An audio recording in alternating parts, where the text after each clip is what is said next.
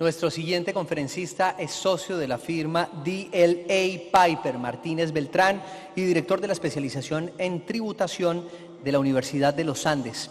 Él es César Camilo Cermeño con su conferencia Novedades en materia de discusiones tributarias en impuestos nacionales y territoriales. Lo escuchamos. Buenas tardes a todos nuevamente. Muchas gracias a Andesco Miscalibration. Y la miscalibration tiene dos problemas.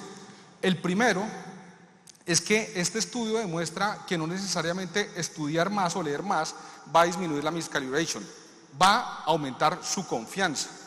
Y la segunda conclusión es que la miscalibration es peligrosa en la gente que se cree competente. Y aquí viene un problema con tributario, y es que el nivel de miscalibration es bastante alto. Tenemos normas que son fluctuantes, nuestro derecho en términos de Zygmunt Bauman es líquido, existen pronunciamientos de las autoridades tributarias, muchas veces contradictorios, pero además la jurisprudencia fluctuaba. Entonces, las sentencias de unificación pueden considerarse como un elemento para combatir esa miscalibration. Hay un problema con las sentencias, y es que las sentencias son polifonías, son construcciones colectivas que muchas veces no están estandarizadas ni son sólidas en su construcción, no son monolíticas. Un ejemplo de eso es la última sentencia sobre contribuciones especiales a la Superintendencia de Servicios Públicos Domiciliarios, donde encontramos que incluso hay redacciones que rompen con la cadencia de la sentencia, extrañas, revisiones por ejemplo, la causación del tributo que no tienen nada que ver, con el problema jurídico, pero que ahí están. Hay también, además, otro problema, y es que las sentencias son palimpsestos, admiten diferentes lecturas y requieren un esfuerzo en su análisis estático, es decir, la lectura no es pacífica como sucede con otros textos. Otra vez, miremos la sentencia de la contribución de la Superintendencia de Servicios Públicos Domiciliarios, donde, perdón doctora Natacha, donde uno encuentra obiter dictas, es decir, dichos al pasar que no son ratio decidendi y no son reglas de derecho, pero paradójicamente la superintendencia se basa en uno de esos obiter dicta para cobrarles a ustedes la contribución para 2021. Entonces, no es pacífica la lectura de los fallos judiciales. Adicionalmente, a diferencia de lo que sucede con el texto normativo, con el que está redactado canónicamente en las reglas de las leyes, de los decretos, en las sentencias hay abundancia textual, hay unas redacciones que a veces son excesivas, dispersas, y entonces, además de esa dificultad en análisis estático, existe otro problema, y es que en el derecho regulado es relativamente fácil saber qué norma está vigente o no está vigente. En la jurisprudencia esto no es sencillo, y en tributario teníamos líneas jurisprudenciables que fluctuaban, a veces contradictorias. Un ejemplo que les afectó a ustedes fue, por ejemplo, la línea jurisprudencial en relación con el alumbrado público, que en 2006 a 2008 tuvo un desarrollo y de pronto abruptamente en el 2009 se modificó.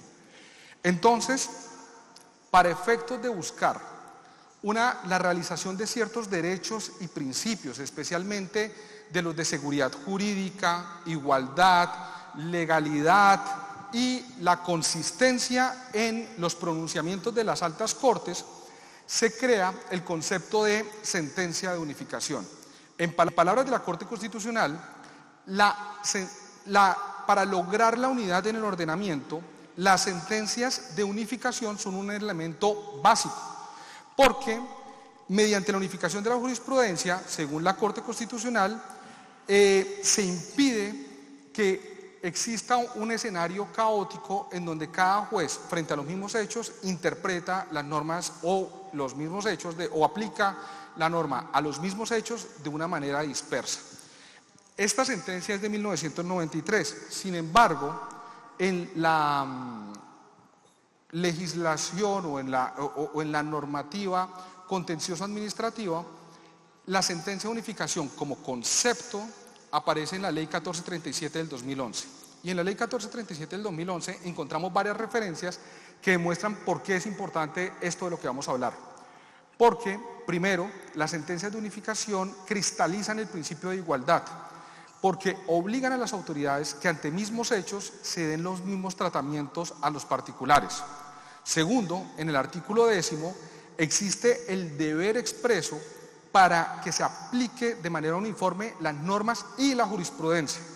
Entonces se le da un rango especial a la aplicación de esas jurisprudencias siempre y cuando existan las mismas situaciones fácticas que originan el problema jurídico.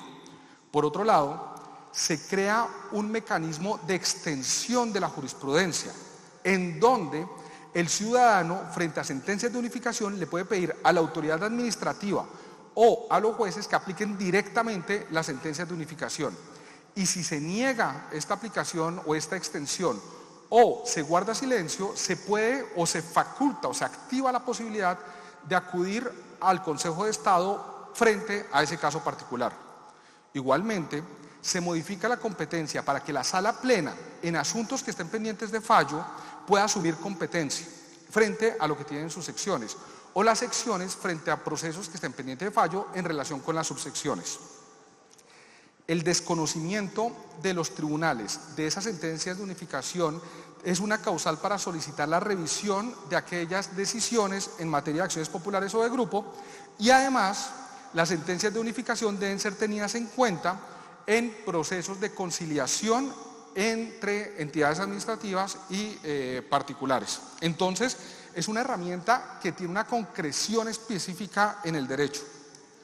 Ahora, ¿qué es una sentencia de unificación? El artículo 70 del CEPACA nos dice, primero, dice, las que profieren o hayan proferido. Y aquí viene una dificultad. Es muy fácil identificar relativamente las sentencias de unificación que se profieren después de la ley 1437, pero resulta que ya se habían proferido antes del 2011. El Ministerio de Justicia ha hecho un trabajo interesante para detectar cuáles son las sentencias de unificación, pero es un trabajo que requiere cierto ejercicio hermenéutico para determinar cuáles cumplen los requisitos de la 1437. Que sean sentencias que por su importancia jurídica, trascendencia económica, social o por necesidad de unificar o sentar jurisprudencia sean proferidas por el Consejo de Estado. Hay una diferencia entre unificar y sentar jurisprudencia. Según la jurisprudencia del Consejo de Estado, se sienta jurisprudencia frente a litigios o problemas jurídicos novedosos sobre los cuales no existen precedentes necesariamente identificados, mientras que se unifica cuando hay pronunciamientos dispares. En la sección cuarta hay una particularidad, y es que mientras la sección segunda, tercera emitieron rápidamente secciones de unificación, solo hasta el 2019 se empezaron a proferirse sentencias de unificación por parte de la sección cuarta. Y antes, muchas sentencias, y hay una hito por parte de Carmen Teresa Ortiz, que señalaba que básicamente se requería que fuera una trascendencia que afectara la paz social para que hubiera una sentencia de unificación.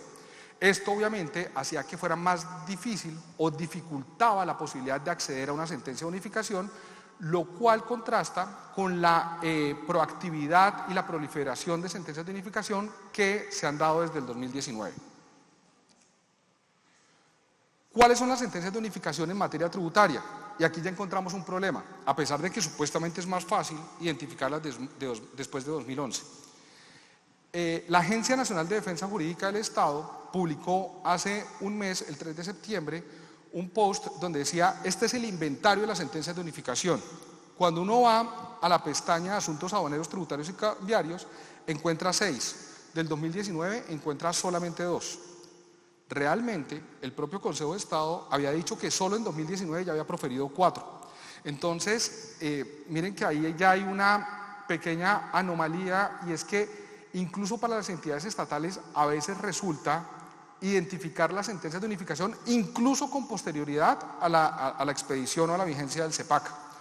Aquí ya encontramos otro de los elementos que puede ser complejo frente al momento de detectar las sentencias. Otro tema que tiene que ver con la estructura de las sentencias es que eran explícitas en un primer momento. De hecho, tenían un rótulo especial que decían sentencias de unificación tal. En las últimas sentencias se abandona esa técnica y simplemente son sentencias que tienen un cuerpo relativamente normal y en alguna parte se dice que son sentencias de unificación. Entonces sigue existiendo esa dificultad al momento de determinar de identificar las sentencias aplicables. Entremos en materia. La primera sentencia de unificación que se profirió tiene que ver con el IVA descontable en operaciones de zonas francas. Había una discusión en donde este contribuyente, que es usuario de zona franca, le vende a un usuario en territorio aduanero nacional. El usuario de zona franca considera que cuando le vende al usuario en territorio aduanero nacional está haciendo una exportación y como exportación puede tomarse como descontable los IVAs. El Consejo de Estado le dice no, radicalmente no. El derecho para tomarse los descontables es de quien asume el pago del IVA, es decir, del importador. Esta es la primera sentencia de unificación, es muy puntual y resuelve un problema jurídico que estaba ganando cierta acogida con ciertos usuarios de zona franca. Entonces se elimina el tema. Aquí viene un punto. Esta sentencia relativamente es pacífica, pero las sentencias de unificación son un arma y como un arma a veces son benéficas para uno o pueden usarse a favor de uno o en contra de uno. Y ya vamos a terminar cuando veamos todo el recorrido con unas sentencias que no son tan divertidas para ustedes.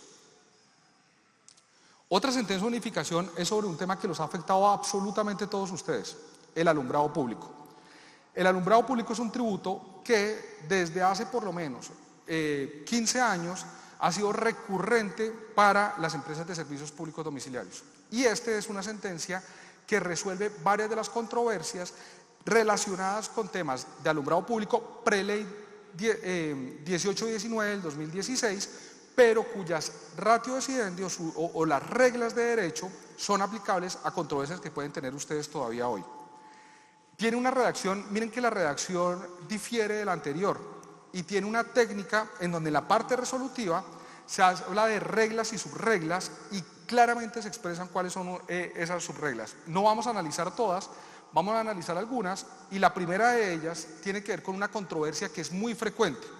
Muchos de ustedes se defienden en sus controversias señalando que no, por ejemplo, que si bien yo estoy localizado en un municipio, en ese municipio, curiosamente, en la calle donde está localizado mi establecimiento, ni siquiera hay alumbrado público, no hay postes de luz, ¿por qué va a pagar el alumbrado público?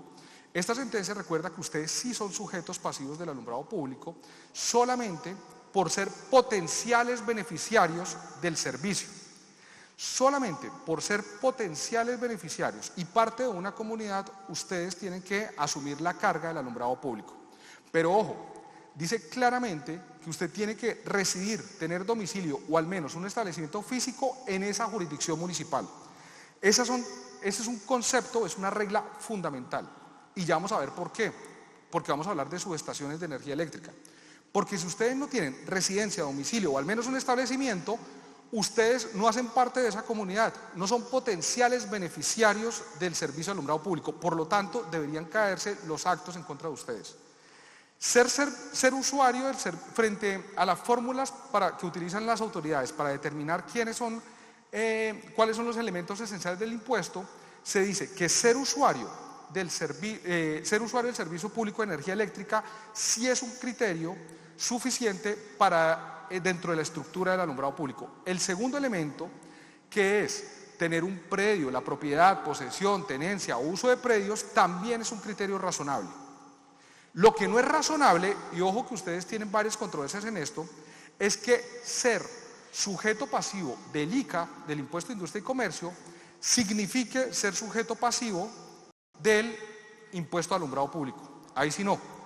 ¿Por qué? Porque miren que la lógica es diferente. Cuando ustedes son sujetos del ICA, pueden hacer operaciones comerciales o de servicios en un municipio sin contar con presencia física. Es decir, sin ser residentes, domiciliados o tener un establecimiento.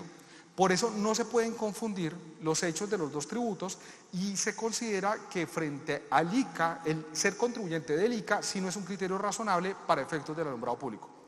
Miren la subregla de las empresas dedicadas a la exploración, explotación, poseedoras o usufructuarias de subestaciones de energía eléctrica o de líneas de transmisión de energía eléctrica y las empresas del sector de telecomunicaciones pueden ser sujetos pasivos.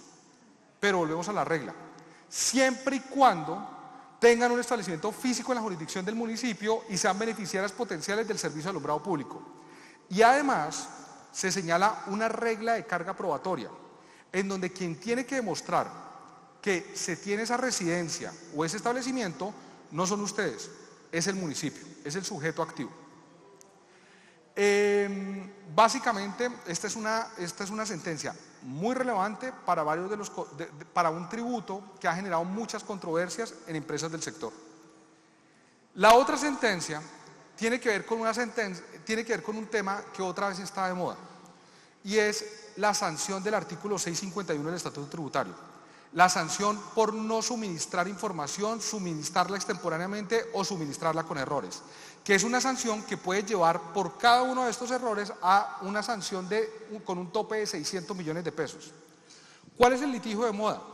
Los comunicados masivos de la DIAN, en donde ataca a todos los contribuyentes que en operaciones con el exterior pareciera que pusieron un código erróneo, se equivocaron en el código frente al proveedor del exterior. Eso les vale 600 millones de pesos. ¿Cuáles son las reglas aplicables o que queremos analizar en relación con esto? Uno, este tema es un poquito complicado de explicar tanto para abogados normales, no tributaristas, o para no abogados, y es el tema de cómo se cuentan los 2 años para la sanción por no suministrar información. Miren el trabalenguas. Usualmente las normas dicen la sanción caduca o prescribe o tienen facultades para imponer sanciones 2 años desde la comisión del hecho. En tributario teníamos que complicar el tema y el trabalenguas dice lo siguiente: el término para imponer la sanción del 651 para proferir el pliego de cargos será el siguiente: 2 años después de la presentación de la declaración de renta del periodo durante el cual ocurrió la irregularidad sancionable. Traducido: ustedes cometen un error del periodo gravable 2018 que tiene que reportar medios magnéticos en 2019 y presentan en 2019 oportunamente la información de medios magnéticos, pero mal.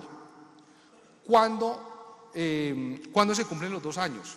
No es en 2021, porque en 2019 ustedes cometen la falta, pero la renta del 2019 la presentan ustedes en 2020, en abril del 2020. Entonces, la sanción o el pliego de cargos tiene que emitirse antes de los 2 años siguientes a abril del 2020. Entonces, al final son más o menos 3 años. Lo relevante de esta sentencia es que cuando eran omisos, cuando no se había hecho la transmisión de medios magnéticos, algunas autoridades consideraban que nunca prescribía esa acción, que básicamente podían sancionarlos cuando quisieran. Y lo que dice la sentencia es, no, son 2 años desde la fecha que tenían ustedes para enviar la información. Segunda regla, otro tema complejo, y es, ¿cuál es el valor de las autoliquidaciones para efectos de la sanción por no suministrar información? Me explico. Supongamos que ustedes tienen que reportar medios magnéticos cuando tienen ingresos, por poner un ejemplo, de 100 millones de pesos. Y en su declaración de renta, ustedes dicen que tuvieron ingresos de 80 millones de pesos. ¿Cuál es el valor de esa declaración? Porque recuerden que las declaraciones tienen presunción de veracidad. Y muchas veces las administraciones decían, no, yo no le creo, usted no se ganó 80 millones de pesos, usted se ganó 100 millones de pesos. Lo que dice esta sentencia es que esas autoliquidaciones sí tienen un valor probatorio, pero eso no obsta para que con otros elementos de prueba se pueda desvirtuar esa información. Y finalmente, otro tema que es importante para los litigios es que muchas veces se imponen sanciones que de verdad atacan una conducta que sí se cometió o una omisión, pero se imponen mal, se tasan mal. Entonces lo que dice la sentencia es que yo tengo el derecho de allanarme, obtener las rebajas, pero aplicando los datos razonables y exactos. Viene luego una sentencia sobre la obligación de garantes y aseguradoras, no nos vamos a limitar ahí, simplemente se recuerda a la DIAN que para efectos de vincular en procesos de cobro coactivo a garantes y aseguradoras se tiene que vincular desde el proceso de determinación o desde el proceso sancionatorio. Esto quiere decir desde el requerimiento especial o desde el pliego de cargos. Otra sanción no tan divertida es la sanción por devolución improcedente. La sanción por devolución improcedente tiene otro trabalenguas. La sanción en principio me castiga porque yo declaré un saldo a favor que después fue disminuido por la DIAN. Yo declaré que la DIAN me debía 100 millones de pesos, la DIAN me devolvió 100 millones de pesos y después se demostró que no me debía 100 millones de pesos sino 50. El problema es que esa liquidación que reduce mi saldo a favor no es un título ejecutivo.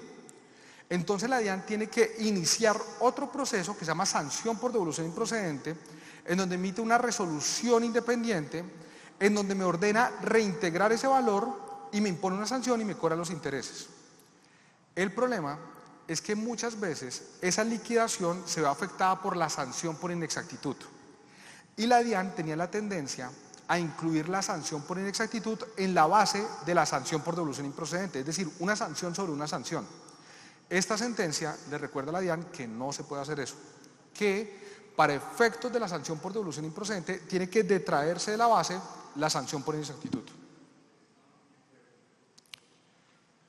Esta sentencia todos deberían tenerla, porque esta sentencia habla del mayor fetiche que tienen los tributaristas, que es el artículo 107 del Estatuto Tributario.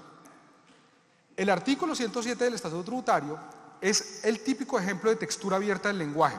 Una norma que cualquiera entiende, pero que es muy difícil de aplicar y que se pongan de acuerdo la autoridad tributaria con el contribuyente. El 107 nos dice que son deducibles cualquier erogación que tenga relación de causalidad con la actividad productora de renta, que sea necesaria y que sea proporcional. Aplíquela. Entonces, esta sentencia es fundamental porque nos da las reglas de qué se entiende por relación de causalidad. Ojo, la DIAN había señalado que para que se entienda relación de causalidad tenía que reportarme un ingreso. Lo que dice esta sentencia es que eso no es cierto. Yo puedo hacer negocios malos, yo puedo hacer negocios que a veces no salen bien.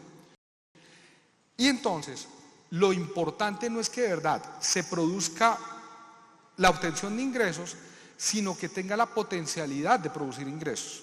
Y tampoco se requiere que esté enunciado en el objeto social de la empresa. Segundo, dice que las necesarias o la necesidad se requiere o se predica de todo lo que sea razonable comercialmente o que sea comercialmente razonable. Es decir, el contribuyente puede demostrar con condiciones de mercados, con su situación financiera, con diferentes elementos que es razonable incurrir en una actividad para efectos de que sea deducible. Y la proporcionalidad o la magnitud del gasto también se mide de conformidad con la racionalidad del contribuyente y de la actividad económica. Aquí viene un punto importante y es la carga probatoria la tienen ustedes, no la DIAN. La DIAN puede decir, a mí no me parece que sea deducible para Andesco lo que se gastó en este congreso, porque lo que sea, a quien le toca demostrar que es deducible es a el contribuyente. Se le da la carga de la prueba a este y no a la DIAN. Esta sentencia es crucial para el 50% de las discusiones que son por el artículo 107 del Estatuto Tributario. Ya vamos a ir con las dos últimas y dejé lo peor para lo último. Esta sentencia cambia toda una línea jurisprudencial, toda una línea doctrinal, toda una consideraciones de la mayoría de la comunidad tributaria en relación con la compensación de las pérdidas. Hay unas restricciones y unos límites temporales a la compensación de las pérdidas que usualmente se contemplaban frente a las sociedades absorbidas. Esta sentencia dice que esas restricciones también aplica para las sociedades absorbentes. Todos los límites, todas las restricciones aplica también para los absorbentes. Y esto puede generar unos impactos que algunos de ustedes ya han cuantificado y que son impresionantes, de unas magnitudes desproporcionadas. Recuerden, las sentencias de unificación, como la de alumbrado público, como la del 107, son un arma a favor de ustedes, pero también pueden ser un tiro en el pie. Finalmente, está esta sentencia que no es de la sección cuarta, es de la sala plena, y es sobre la contribución de obra pública, a propósito de varios litigios que tenía Ecopetrol. Recuerden que hay una norma que dice que los contratos de exploración y explotación de recursos naturales no aplica la contribución de obra pública. Entonces Ecopetrol dijo, pues yo no aplico contribución de obra pública a todos los contratos que yo celebre. Y lo que está diciendo el Consejo de Estado es, no, esto se mira contrato por contrato, no empresa. Si Ecopetrol celebra contratos de mantenimiento o de adecuaciones o de cualquier otra cosa que no tengan que ver con exploración y explotación de recursos naturales, tiene que pagar esa contribución. Este litigio vale billones de pesos.